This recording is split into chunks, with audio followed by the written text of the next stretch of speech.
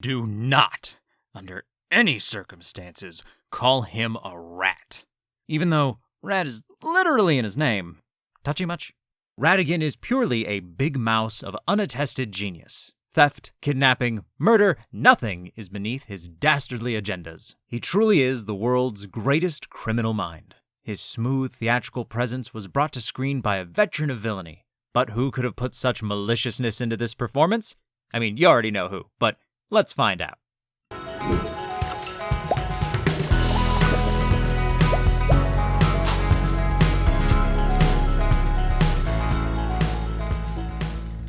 Before we begin, I want to let you guys in on one of our many big announcements coming this month in preparation for our 1-year anniversary.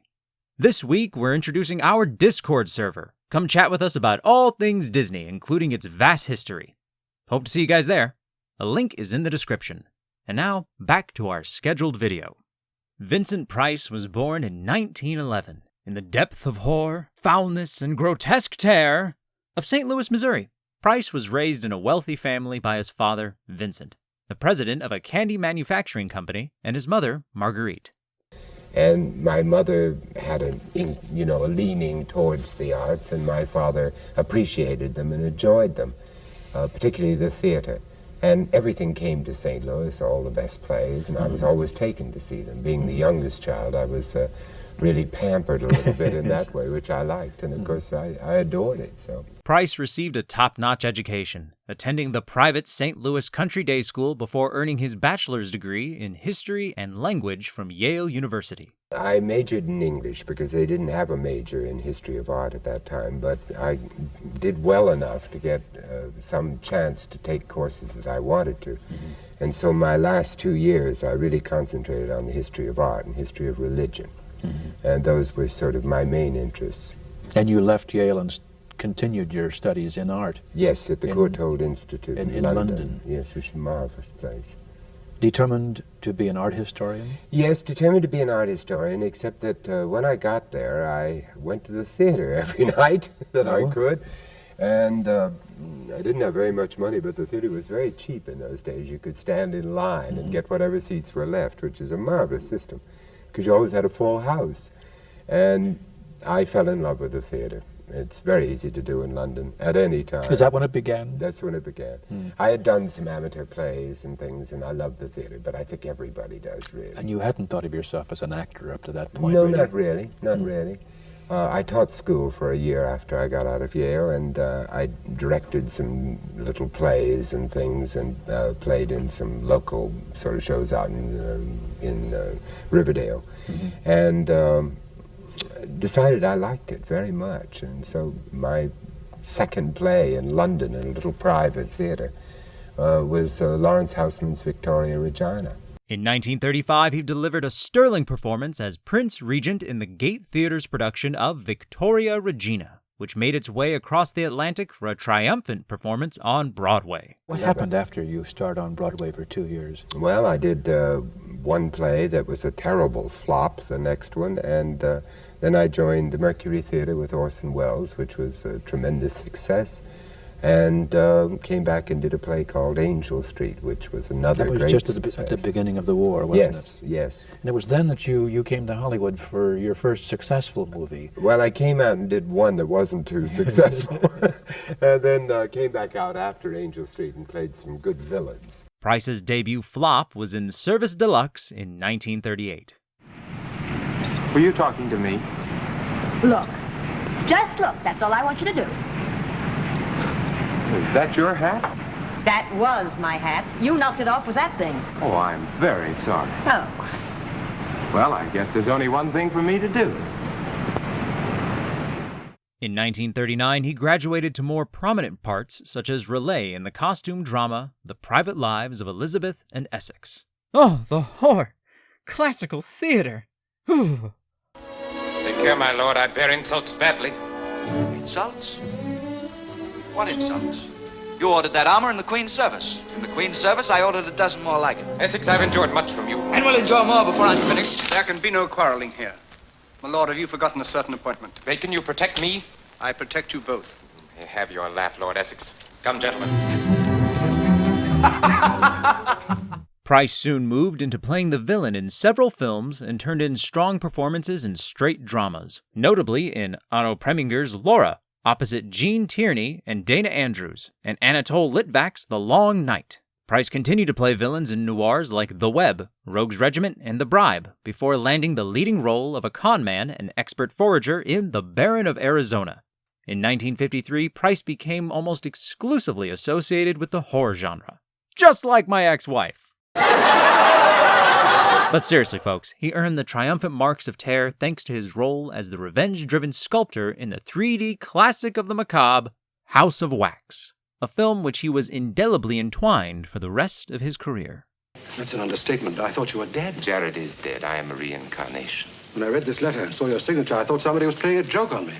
I still don't understand how you escaped from the fire. It's a mystery to me, too, Mr. Wallace. As for my hands, they're no use to me now. As a sculptor, I can't control them, but they serve for ordinary functions. But you're beginning again? With the help of my pupils, yes. I'm rebuilding my exhibition from the ground up. I'm going to give the people what they want. Sensation, horror, shock. Send them out in the streets to tell their friends how wonderful it is to be scared to death. The film led to starring roles in other horror pictures, like The Mad Magician in 1954. You left your bag at the studio and took mine by mistake. Where is it? Oh, Don, What's the matter? What have you done with it? I left it in a cab. Well, there's nothing to worry about, mister. I gave it to a cop. You gave it to a cop. What was in that bag, Don? It was a head. A human head. He next supported Victor Mature and Piper Laurie in the noir thriller Dangerous Mission, and had a cameo as the real Casanova in the Bob Hope comedy Casanova's Big Night. After turns in the Howard Hughes troubled production Son of Sinbad and Fritz Lang's While the City Sleeps, his theatrical flair was also put to good use as the villainous Bacah in Cecil B. DeMille's epic remake of The Ten Commandments. The wine of beauty. What beauty can my lord find in these mud pits? A lotus flower blooms in the Nile's gray mud. Bathe and she will do well as a house slave. Do not take me from my people. There would be danger. Danger from such lovely hands. There are other hands, strong enough to kill. Our mudflower has a thorn. While amassing several supporting roles in major pictures, Price continued to be a star in lower-budget horror, and further cemented his stature in that genre as the scientist-turned-Fly's brother in the cult favorite The Fly. Stop it! I'm Vincent Price. What unearthly horror did that girl gaze upon? What manner of incredible thing walked beneath that hood? It would be unfair at this time to show you any more of what went on in that laboratory where a man actually dared to play God. So fantastic, words can't begin to describe it. You must see it with your own eyes to believe it. When The Fly comes your way. And because we just couldn't get enough of The Fly, he came back for the sequel, Return of the Fly. He also appeared as an eccentric millionaire in the original version of House on Haunted Hill. May I have your attention, please? I think you all remember the bargain we made about staying all night. $10,000 apiece. If any of you don't survive, $50,000 will be divided amongst the rest of you. If I should die, you will be paid by my estate. When the door is locked from the outside by the caretakers, we'll all be forced to stay in this house until morning. If any of you decide not to stay, you must leave with the caretakers now. You won't have a chance to change your minds later, because there'll be no way to get out. Yeah, this guy's sort of the main reason I had to leave slumber parties early. Price began appearing in movies produced by American International Pictures, a busy studio that specializes in churning out cheapy teen genre fare for drive-ins. He often worked with famed low-budget director Roger Corman, for whom he starred in a series of stylish gothic chillers, loosely, and I mean very loosely, based on the stories of Edgar Allan Poe, including House of Usher, The Pit and the Pendulum, The Raven, and The Mask of Red Death. My father imprisoned a friend of his in this room for 3 years.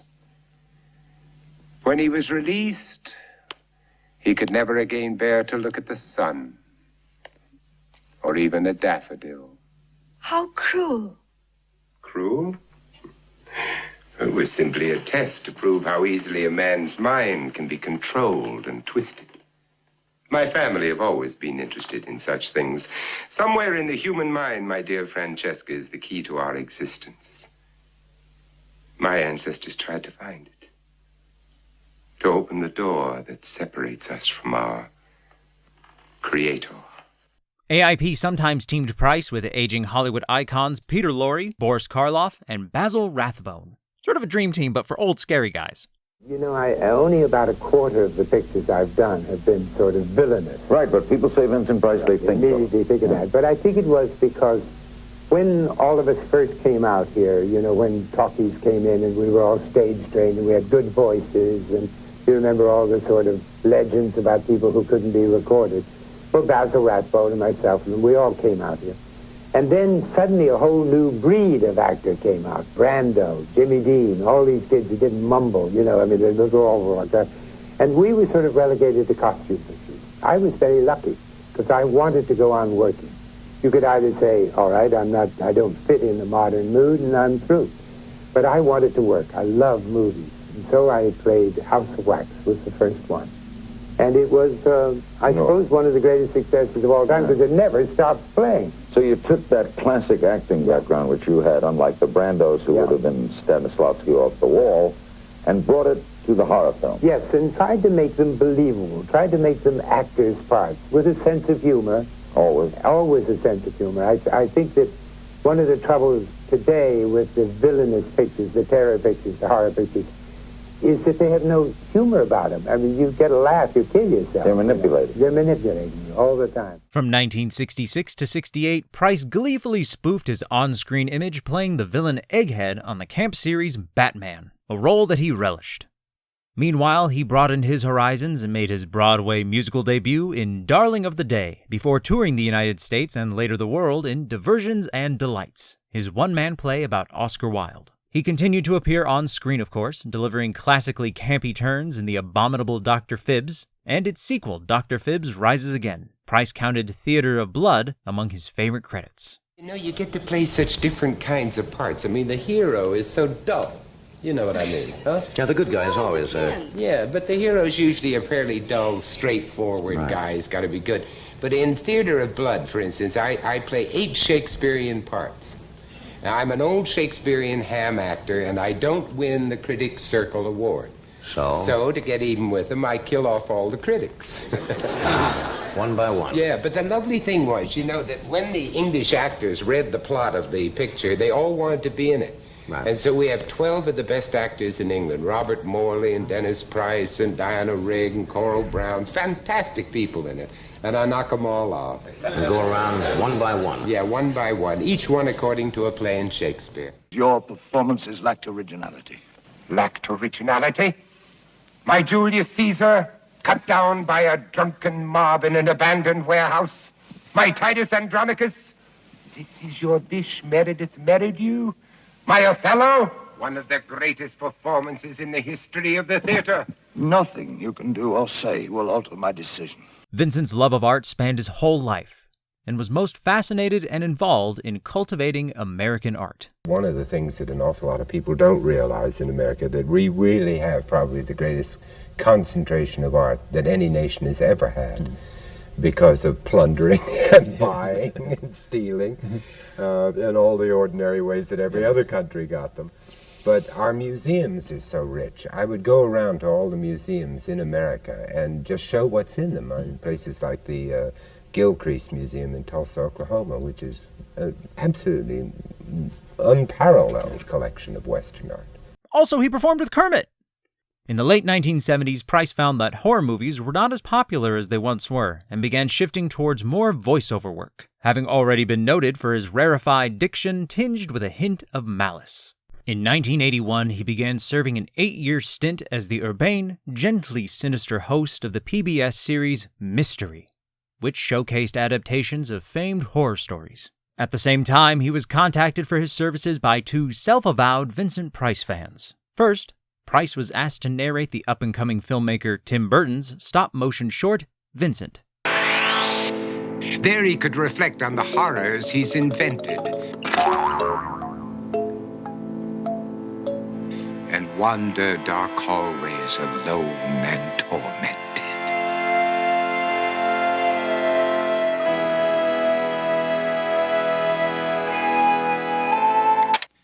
Vincent is nice when his aunt comes to see him, but imagines dipping her in wax for his wax museum.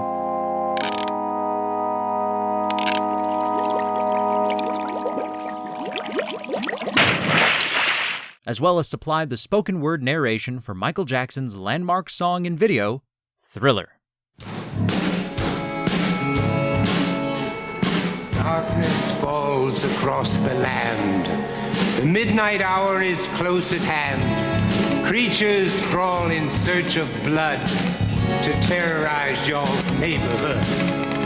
And whosoever shall be found without the soul for getting down must stand and face the hounds of hell and rot inside a corpse's shell. The foulest stench is in the air, the funk of 40,000 years. And grizzled ghouls from every tomb are closing in to seal your doom. And though you fight to stay alive, your body starts to shiver, for no mere mortal can resist the evil of the thriller.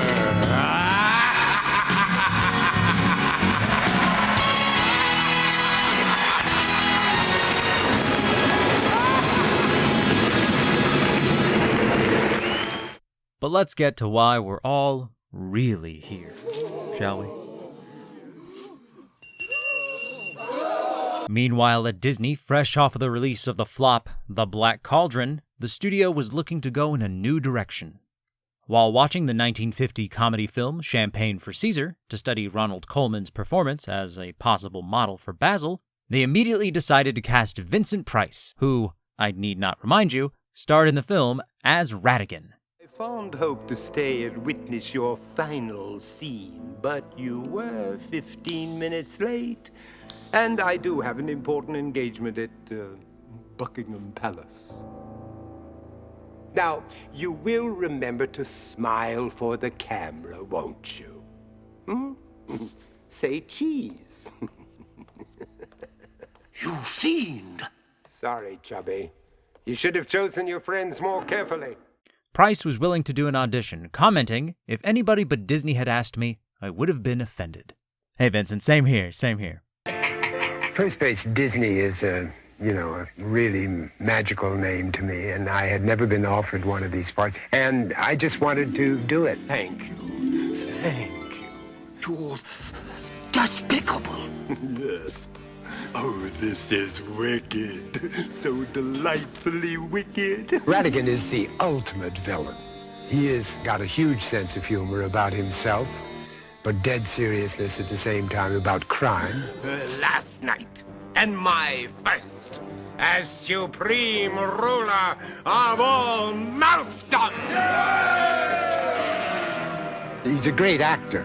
He's playing the great villain. Besides being the great villain, he is playing the great villain and adoring it, which is all great villains should be like this. This is his thing, and mine too.